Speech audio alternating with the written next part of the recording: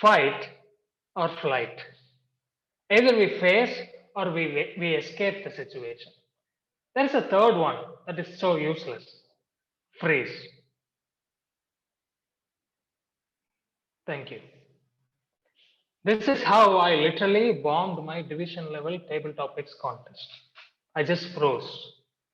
My flow of thoughts stopped abruptly. In a second, my confidence level came down, crashing to ground zero. After the contest, you know how I felt? Ashamed and ridiculed. I wanted to crawl into a hole where nobody can ever see me and stay there forever. The fear of failing. Instead of that bitter feeling of failure, I will better stay away from it in the first place itself. Let me ask you a question. How many of you like failures? Show of hands, please.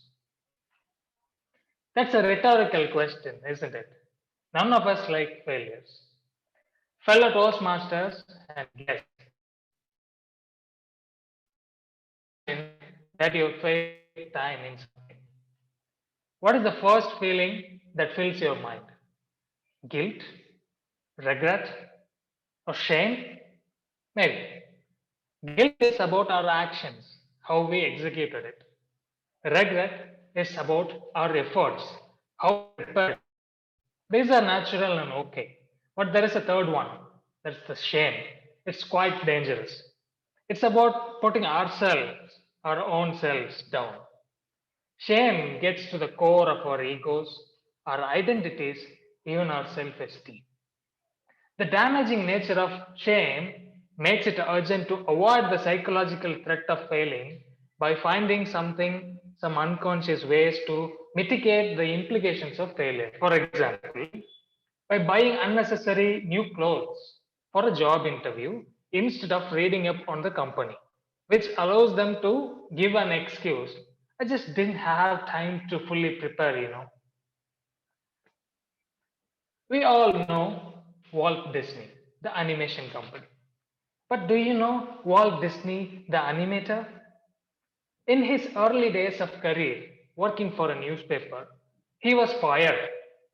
The reason they said was that he lacked imagination. The irony, later in his life, he went on to win 22 Oscar Awards, 2 Golden Globe Awards, and 1 Emmy Award for his imagination. What if he shut himself after failing in his early days? We could not even have Mickey Mouse or Donald Duck today. After my gigantic failure to speak in front of so many people, I felt everything: guilt, regret, shame, embarrassment, and so on. In a scale of 0 to 10, my urge to shut myself down was at 100, believe me. But I understood that I should not shut myself. This should not be my responsibility.